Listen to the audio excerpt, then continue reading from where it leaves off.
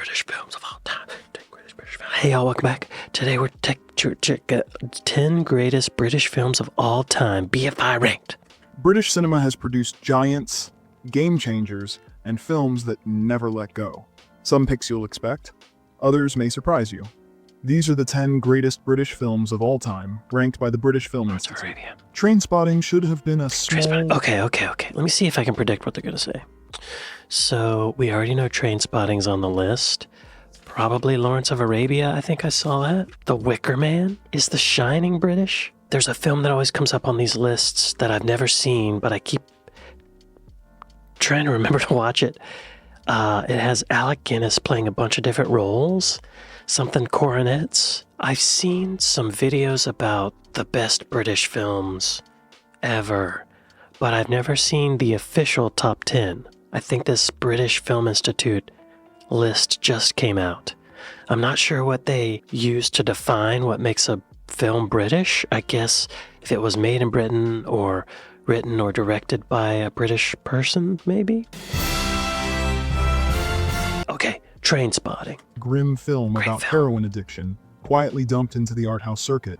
Right. Instead, Danny Boyle treats it like a jolt of adrenaline and sells it with the confidence of a summer blockbuster. Mid-90s British cinema is still stuck on polite realism, and this thing crashes through that world like a hangover colliding with a rave. The story is simple enough, junkies scraping by in Edinburgh. And what? Pleasure. It's like my pleasure and other people's leisure. What makes it hit is how that world looks and feels. Those stark orange posters turn a bunch of wasters into a global brand. The budget is only about £1.5 million, so the crew have to get clever. Wow. That notorious worst toilet in Scotland is built out of melted chocolate, then turned into a slide, so Ewan McGregor can literally vanish into the set. Visually, Boyle walks away from the washed-out social drama look and leans into bold color, sharp contrast, and a soundtrack that is mixed to feel loud in your chest, with Iggy Pop driving the pace. It does more than become a cult hit. It quietly kills off the idea of the polite British film for audiences around the world and shows a whole generation of indie directors that when you do not have money, style is the thing that can still make your film feel huge. That's a good point. Okay, the red shoes. Okay, Trainspotting. Yeah, I saw that in the 90s, I think. I remember the baby crawling on the ceiling scene. It's pretty creepy. It kind of reminded me of A Clockwork Orange, just because it's a bunch of dudes doing what they do. But I feel like this is even more hardcore than Clockwork Orange. You know, in a way, it's more real. Most audiences hear ballet film and expect something delicate and well-behaved. But The Red Shoes plays like a psychological thriller about what happens when art starts asking for blood. On paper, it is just a backstage story. Yet Powell and Pressburger refuse to treat the stage as a flat space. The camera moves with the dancers, pushes into their faces, and slips behind them. So the performance feels less like a show and more like a window into their heads. At the center is that 17-minute ballet sequence where realism is dropped completely. Sets dissolve into painted skies and impossible spaces that could never exist in a real theater. The cinematography comes from Jack Cardiff, a painter turned cameraman who pushed 3-strip Technicolor to its limit, letting the red flare against the greens until the color itself feels hostile, like another character closing in on the dancers. Studios thought they were backing a graceful romance and instead ended up with a fever dream about the cost of devotion. And for director Martin Scorsese, this is the movie that plays in my heart. The film he credits with teaching him how to move a camera. He even owns one of the original pairs of red ballet shoes, now housed at the BFI in London, a reminder of how completely this film rewired the way cinema can look, move, and feel. Wow. Yeah, that, I haven't heard of that one, I don't think. But what I saw is pretty beautiful. I like that it's surreal. I would like to see that. And if Martin Scorsese endorses it, then it must be good. Okay, y'all. This is a ghost story that feels less like a narrative and more like memory loss caught on film. And director Nicholas Roeg designed Don't Look Now to twist the timeline until the audience feels as disoriented as the characters. He refused to shoot the postcard Venice of the travel brochures, waiting specifically for the off-season to capture the fog, the cold, and the empty alleys. The production treats the city like a trap, not a backdrop. Almost every choice is designed to unsettle. Rogue kept Donald Sutherland and Julie Christie in freezing conditions so their shivers wouldn't be acting. Even the famous love scene is cross-cut with the couple getting dressed afterwards, stripping away the movie star glamour to reveal the ordinary comfort of a long marriage. The recurring red coat isn't just a costume, it is a visual trigger that trains you to search every frame for danger. You can feel its shadow in later films like Hereditary and We Need to Talk About Kevin, where grief and memory become the real source of dread. It shifted the mechanics of the genre, moving away from jump scares and proving that the editing room is just as effective at creating fear as a monster. Don't Look Now. I feel like I have heard of this, but I don't think I've seen it. What is it about exactly?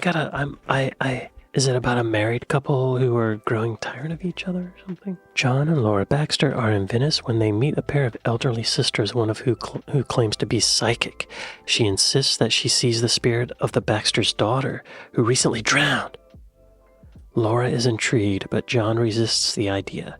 He, however, seems to have his own psychic flashes, seeing their daughter walk the streets in her red cloak, as well as Laura and the sisters on a funeral gondola. Interesting. Taglines, it's utter madness.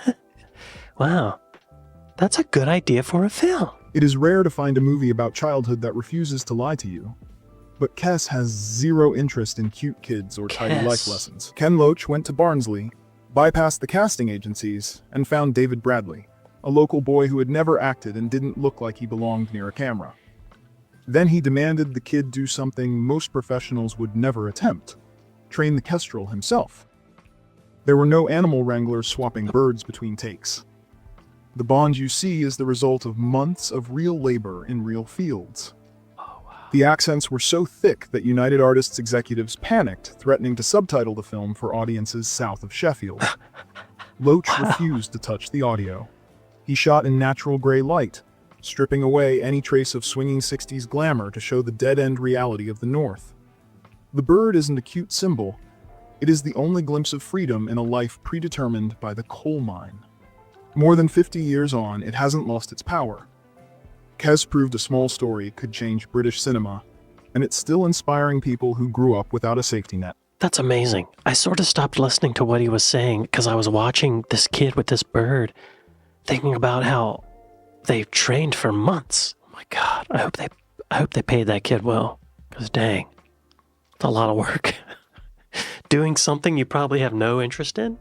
Wow, I like that they didn't hire an actual actor for that. I think Harry Dean Stanton said something really smart, which was to be a theater actor takes a lot of work because you got to do it right the first time every show. You're doing it every time, like you get one take. Better be good. But a film, anyone can be a film actor because you only have to do it right once. Right? And if the director's good and knows what he's doing or she's doing, they can sort of trick the actor into getting the performance that they want, a realistic performance. Did that kid ever do any other acting, I wonder? Let's see. David Bradley. Oh, he did. Redemption, Zulu Dream, Macbeth, Holby City. Oh my God. This guy had a career. Way to go. What's the storyline exactly? Let's see. Bullied at school and ignored and A-worded at home by his indifferent mother and older brother, Billy Casper, a 15-year-old working-class Yorkshire boy, tames and trains his pet kestrel, Falcon, whom he names Kes. Helped and encouraged by his English teacher, Mr. Farthing, and his fellow students, Billy finally finds a positive purpose to his unhappy existence until tragedy strikes. Oh, does the bird die? I don't know if I can handle that. I don't know if I want to watch it. If the bird dies, I don't want to know. Hearts and Coronets doesn't play like the polite comedy its surface suggests. Kind Hearts and Coronets, that's what I was thinking. Studios had a reputation for gentle stories, but here they leaned into something colder and funnier. A single man works his way through the aristocrats in front of him, removing them one at a time while never letting his manners slip. Alec Guinness plays 8 members of the same family, and the camera work to pull that off was so precise a small knock or vibration could ruin days of setup. What gives the film its edge is how ordinary the deaths feel. Nothing dramatic, nothing emotional, just another task crossed off the list. In a post-war Britain obsessed with order, morality, and tidy consequences, this kind of humor felt close to disrespect. The system is mocked, the upper class is disposable, and not a single character is there to reassure the audience.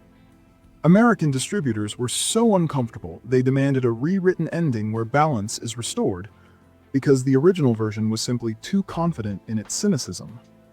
Now that time has passed, the hesitation around it feels almost funny. What once worried censors is exactly what earned its longevity.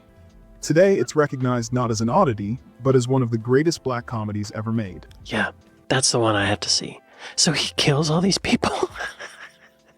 That's hilarious. Wow. Another great story. Very simple, but compelling. Interesting to watch. Kind Hearts and Coronets. Okay.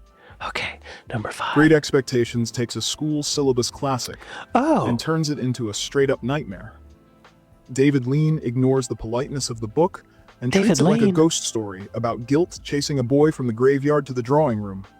He drags the camera out of the safe interiors and into the Kent marshes, wrapping the opening scene in fog, mud, and warped gravestones. Nothing here is cozy. I've seen this. The churchyard uses forced perspective, hanging detailed miniatures inches from the lens to make the world feel like it is physically closing in on the child.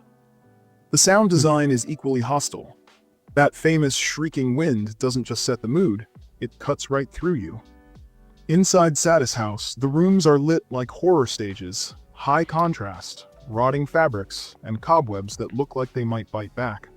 Lean and cinematographer Guy Green smuggled the hard shadows of German expressionism into a respectable British drama, just as the country was facing its own post-war ruin. It rescued classic fiction from the library and put it on screen with teeth, creating a visual blueprint for gothic fantasy that directors like Tim Burton and Guillermo del Toro are still drawing from. Yeah, I saw that in school. In 7th grade, in English class, we read Great Expectations, and when we finished reading it, we watched the film. David Lean directed that. Wow. I think I kind of remember not enjoying it because it was in English class. And we had to watch it a little bit at a time, but I kind of want to rewatch that, knowing that David Lean did it, Very cool. Okay. Back in the mid-1930s, a thriller usually meant people standing in a room talking about danger instead of running from it. Alfred Hitchcock wasn't interested in that. With the 39 Steps, he built the blueprint for the modern chase movie by deciding that the location had to change every 10 minutes. He dragged the production out of the soundstage and onto the Scottish moors, treating the landscape as a physical obstacle course rather than a painted backdrop. The plot is just fuel. He coined the term MacGuffin for the secret plans, admitting they exist solely to keep Robert Donat moving from a music hall to the precipice of the Fourth Bridge. He handcuffs Donat to Madeleine Carroll, forcing a friction and chemistry that feels electric compared to the polite romances of the era. The film refuses to let you catch your breath, stripping away the exposition to focus entirely on momentum. It created the template for the Man on the Run movie. If you strip down North by Northwest or the early Bond films, you will find the skeleton of this movie underneath. Okay, that makes sense. Alfred Hitchcock. I forgot he's British. The 39 Steps. He wanted the set to change every 10 minutes. That's probably good. I feel like most movies today do that anyway, more like every 2 or 3 minutes, don't they? Interesting. Getting handcuffed together, that's a trope, right? Other people use. And he also did North by Northwest. It'd be interesting to watch those back to back and see how similar they are. Most historical epics feel like victory laps, but David Lean shoots Lawrence of Arabia as a 4-hour breakdown. It's Adapted awesome. from T. Lawrence's own account, 7 Pillars of Wisdom, it turns the desert into a psychology test as much as a war story. The crew dragged heavy 70mm cameras over real dunes and worked in heat so fierce it warped the film stock inside the magazines. On screen, the landscape stops being background and starts acting like an antagonist. The Super Panavision frame crushes the actors, shrinking whole armies into dots against a horizon that never seems to move. So every crossing feels like it might finish them off. Lean connects these huge set pieces with brutal efficiency, most famously cutting from a blown-out match to the rising sun, skipping hours of travel in a single edit, and trusting the audience to fill the gap. At the center is Peter O'Toole, whose clear blue eyes start out idealistic and slowly turn unnerving as he gets hooked on his own legend. He doesn't play a steady officer. He plays a man changing in ways that scare even him. Right. Directors like Steven Spielberg and George Lucas have treated this film like a handbook. It killed the cheap sword and sandal genre overnight. It taught the industry that the widest lens in the bag is useless unless you point it at a character broken enough to fill the frame. Oh, yeah, that's interesting. I haven't heard those descriptions of it before, but that's one of my favorite films. It is long, but it's beautiful. I own it on DVD. I own it on Apple Movies, and I've seen 4K digital restoration of it at Quentin Tarantino's theater called The Vista. And it was great. And you know what? When I saw it in the movie theater, I was surprised at how great it sounded. The sound was beautiful. I expected this pinched little annoying mid-rangey sound, but it sounded like a modern movie. Maybe that's part of the restoration too. Maybe they EQ'd it a bit. Okay. Lawrence of Arabia is number 3. What are the first 2? I don't know. Most critics label Brief Encounter a gentle romance. Brief But David Lean Encounter. directs it like a thriller, where the enemy is the clock on the wall. He dragged the production to Carnforth Station in the dead of winter, using the Who? deafening roar. Is this also David Lean? Is it? Hang on. I didn't hear who he said directed it. But David Lean directs it like a David thriller, Lean. where the enemy is the clock on the wall. He dragged the production to Carnforth Station in the dead of winter, using the deafening roar of real steam trains to shatter the intimacy. The noise isn't atmospheric, it's an assault. It drowns out the dialogue, forcing the characters to shout over the reality that keeps pulling them apart. Celia Johnson delivers one of the great performances in British cinema by doing absolutely nothing. No shouting, no grand speeches. She conveys total devastation just by staring at a timetable, letting the damage sit behind her eyes. The Rachmaninoff score screams the emotions 1940s respectability forbids them from saying. This film redefined the genre by showing that the most violent heartbreak doesn't happen on a balcony, it happens in a train station cafe while you politely finish your tea. Huh. I don't know what it's about. Show me on IMDb. Brief Encounter. At a cafe on a railway station, housewife Laura Jessen meets Dr. Alec Harvey. Although they are both already married, they gradually fall in love with each other. They continue to meet every Thursday in the small cafe, although they know that their love is impossible. But, okay. What else happens? This movie was shot during the final days of World War II. Going into production in January 1945, filming was completed in May, with an interruption on May 8th to celebrate Germany's surrender. I mean, it's number 2. It must be good, right? I don't know. What is number 1? Man sits at the top of the BFI list because it is where British cinema stopped behaving and started skulking around in the dark. Producer David O. Selznick wanted a clean studio thriller. Carol Reed went to occupied Vienna instead. The city is not a backdrop, it is a body. He shoots in real bomb-shattered streets, using rubble no art department could fake. That's cool. Every night, the fire brigade soaked the cobblestones so the pavements gleamed, turning puddles into black mirrors. Cinematographer Robert Krasker tilts the frame again and again, those off-kilter angles quietly telling you that whatever normal used to mean, it no longer applies here. The sound is just as strange. Instead of a sweeping orchestra, Reed builds the whole mood around Anton Karas and his nervous zither, a tune he heard in a wine garden and refused to let go of. Then Orson Welles walks in and improvises the cuckoo clock speech. They had 500 years of democracy and peace, and what did that produce? The cuckoo clock. So long, Howard. It is one of the most iconic moments in film history, turning a black market murderer into the most charming man in the room. That combination of wet streets, moral rot, and effortless cool became the visual Bible for modern noir. Ridley Scott and the Coen brothers did not simply watch this film. They studied it. It earns the crown because it has the courage to leave the audience empty-handed. That final, unbroken shot is not just a rejection of Hollywood romance. It marks the moment British cinema finally grew up. Huh. Thanks for watching. This is Vintage Verse, and if you love cinema that pushed boundaries and rewrote the rules, hit subscribe. The next countdown might shake up your list all over again. Y'all be sure to go to Vintage Verse and like and subscribe. I don't think I've said that yet. I've definitely heard of The Third Man, and I think at one point I started watching it, but the first few minutes, I think I realized I need to be in a more like ready headspace to watch this. I need to calm down before I watch this. So I just stopped. It didn't grab me, but I need to take another look at it. The Third Man. Which ones have I seen? I've seen Trainspotting. I've seen Great Expectations, Lawrence of Arabia. I gotta see The Red Shoes, Don't Look Now, Kiss. I don't know when I watch that if the bird dies. King Hearts and Coronets. I want to watch Kind Hearts and Coronets first.